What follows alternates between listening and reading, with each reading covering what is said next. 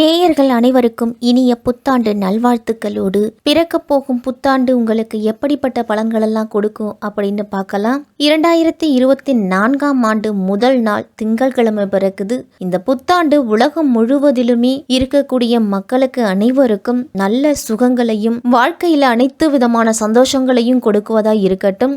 மாலை நேரத்தில் கோயில்களில் சிறப்பு வழிபாடுலாம் நடைபெறும். பொதுமக்கள் அருகில் இருக்கக்கூடிய கோவிலுக்கு சென்று வழிபாடுகளை நடத்தி வாங்க. காலபுருஷ தத்துவத்தின்படி 2024ஆம் ஆண்டுல சனி பயிற்சி, ராகுகேது பயிற்சி அப்படிங்கிறது எதுவும் கிடையாது. குரு பயிற்சி மட்டுமே மே 1ஆம் தேதி இருக்குது. குரு பகவான் மே 1ஆம் தேதி மேச ராசியிலிருந்து ரிஷப ராசிக்கு போறாரு. சனி பகவான் கும்பராசியிலேயே ஆட்சி அமைத்து பயணம் செய்கிறாரு. ராகு பகவான் மீன ராசியிலையும் கேது பகவான் கன்னி ராசியிலையும் பயணம் செய்கிறாரு.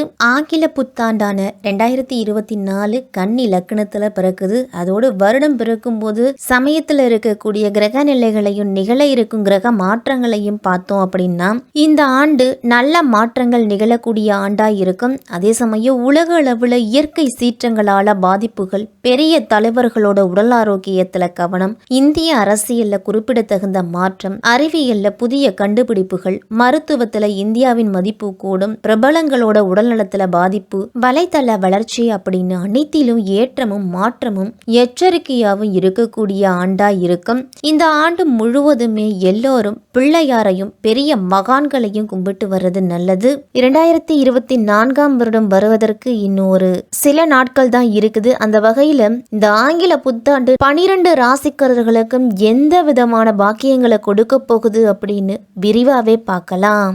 யோசித்து செயல்பட்டால் இந்த ஆண்டு உங்களுக்கு யோகம் செய்யக்கூடியதாவே தான் இருக்கும். மீனராசிக்காரர்களுக்கு புத்தாண்டு நல்வாழ்த்துக்களோடு இந்த பிறக்க போகும் ஆங்கில புத்தாண்டு உங்களுக்கு எப்படிப்பட்ட பலன்களெல்லாம் வழங்க போகுது அப்படின்னு பார்க்கலாம்.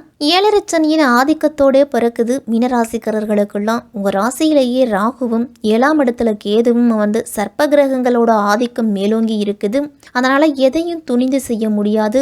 எதிலும் முன்னெச்சரிக்கையோடு செயல்படணும். அதே மாதிரி அனுபவஸ்தர்களோட ஆலோசனை உங்களுக்கு அவ்வப்போது கை கொடுத்து உதவும். புத்தாண்டு தொடக்கத்திலேயே ராகுவும் கேதுவும் சஞ்சரிக்கிறாங்க. அதனால ஏற்றமும் இறக்கமும் கலந்த வாழ்க்கை தான் அமையும்.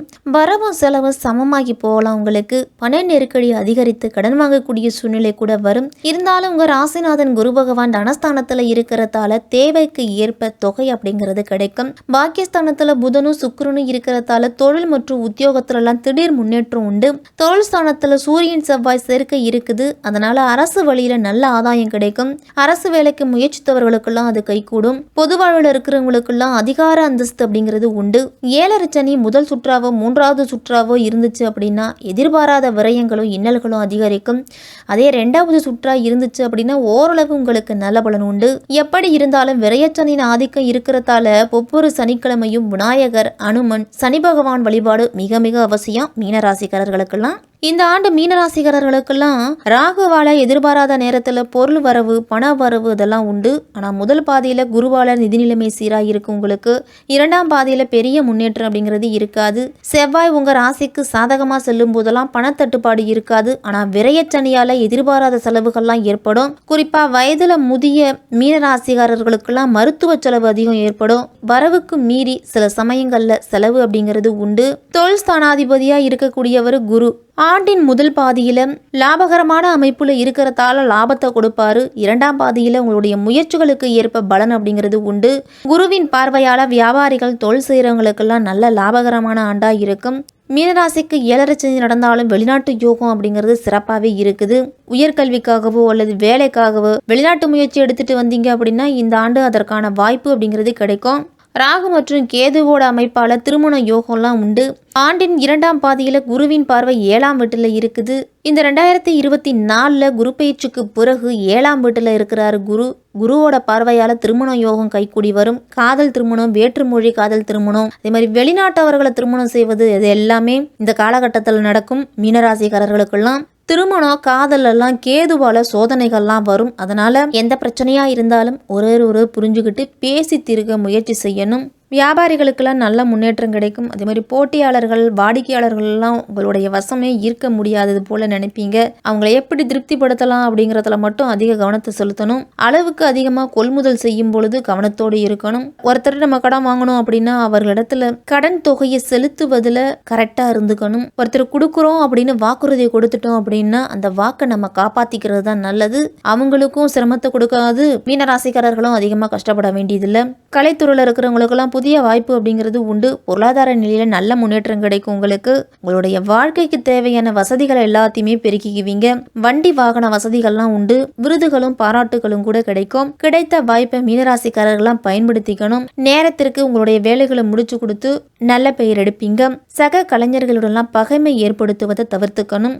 மாணவர்கள்லாம் படிப்புல ஆர்வம் அப்படிங்கிறது அதிகரிக்கும். பெற்றோர்கள் ஆசிரியர்கள் மட்டுமின்றி அனைவரும் பாராட்டும் அளவுக்கு நீங்க நடந்துக்குவீங்க. சிலருக்கெல்லாம் வேலை வாய்ப்பு அப்படிங்கிறது படிக்கும் போதே கிடைக்கும். அரசியல்வாதிகளுக்கெல்லாம் பலர் பொறாமைப்படும் அளவுக்கு உங்களுடைய வளர்ச்சி அப்படிங்கிறது இருக்கும். மேலிடத்துல இருந்து முழு ஆதரவு உங்களுக்கு உண்டு. உங்களுடைய சொல்லுக்கு தனிப்பட்ட மரியாதை அப்படிங்கிறது கிடைக்கும். பொருளாதார நிலையில நல்ல திருப்திகரமான முன்னேற்றம் இருக்கும். குடும்பத்தினரோட தேவைகள் எல்லாம் நிறைவேற்றுவீங்க. மற்றவர்களோட பிரச்சனைகள்ல தலையிடாம உங்களுடைய பணிகள் கவனத்தை செலுத்துறது அவசியம். மீனராசிக்காரர்கள் எல்லாருமே பெண்களுக்கெல்லாம் குடும்பத்துல இந்த புத்தாண்டுல விரயங்கள் கொஞ்சம் கூடுதலா தான் இருக்கும். மீனராசி பெண்களுக்கெல்லாம் வீடு மாற்றம் இடமாற்றம்லாம் ஒரு சிலருக்கு வந்து சேரும். கணவன் மனைவிக்குள்ளெல்லாம் விட்டு கொடுத்து போகணும். ஏழரைச்சனையின் ஆதிக்கம் இருக்கிறதால எதையும் சிந்தித்து செயல்படுறது தான் நல்லது. உற்றார உறவினர்களோடலாம் அதிக பகை அப்படிங்கிறது அதிகரிக்கும். பிள்ளைகள் வழியில சுப செலவுகள்லாம் உண்டு. பணிபுரியும் பெண்களுக்கெல்லாம் மாறுதல் அப்படிங்கிறது கிடைக்கலாம். அரசு வேலைக்காக முயற்சி செய்துட்டு இருக்கிறவங்களுக்கெல்லாம் அது கைக்கூடி வருவதற்கான அறிகுறிகள் தென்படும். இந்த ஆண்டு வேலைக்கு போகும் பெண்கள்லாம் ஊதிய உயர்வு அப்படிங்கிறது கிடைக்கும். சிலருக்கெல்லாம் திடீர் திருமண வாய்ப்பு உண்டு. குழந்தை பாக்கியம் இல்லாத மீனராசி பெண்களுக்கெல்லாம் குழந்தை பாக்கியம் அப்படிங்கிறது கிடைக்கும். மறைமுக சேமிப்புகள் உங்களுக்கு தக்க நேரத்துல உதவி செய்யும். இந்த 2024ஆம் ஆண்டு மீனராசிக்காரர்கள்லாம் உங்க ராசியில உள்ள ராகு பிரம்மாண்டமா யோசிக்கவும் செயல்படும் வைப்பாரு. எந்த விஷயமா இருந்தாலும் நிதானமா யோசித்து முடிவெடுங்க. அதிக செலவுகளை கட்டுப்படுத்த அதை சுப செலவுகளா மாத்திக்கிறது நல்லது. மீனராசிக்காரர்கள் எல்லாருமே ஏழரை சனியின் ஆதிக்கம் இருக்கிறதால ஒவ்வொரு சனிக்கிழமையும் நவகிரகத்தில் உள்ள சனி பகவானுக்கு எல் தீபம் ஏற்றி சனி கவசம் பாடி சனி பகவானை வழிபாடு செய்யுங்க. உங்களுக்கு அதிகப்படியான சந்தோஷத்தை கொடுப்பாரு. குரு பகவான் மற்றும் சிவபெருமான உங்களால முடியும் பொழுது போய் வழிபட்டுட்டு வாங்க. வீட்டுல விசேஷம் பூஜைகள்லாம் அதிகம் செய்யலாம். அதன் மூலியமா ஒரு சுப செலவு வரும். இந்த 2024ஆம் ஆண்டு உழைப்புக்கு ஏற்ற பலனை கொடுக்கும். மீனராசிக்காரர்களுக்கெல்லாம் செலவுகள் மற்றும் உடல் ஆரோக்கியத்தின் மீது அதிக கவனம் செலுத்தணும். அமாவாசை நாட்கள்ல வாயில்லா ஜீவன்களுக்கு உணவளியுங்க. உங்களால முடிஞ்ச உதவிகளை ஏழை மாணவர்களோட படிப்புக்கும் ஏழை பெண்களோட திருமணத்திற்கும் உதவி செய்யுங்க. இதுவரைக்கும் நீங்க நினைச்சுக்கிட்டு இருந்த காரியங்கள் தடையில முடிஞ்சிருந்துச்சு அப்படின்னா அந்த தடையெல்லாமே விலகி முன்னேற்ற பாதையில நீங்க அடியெடுத்து வைப்பீங்க.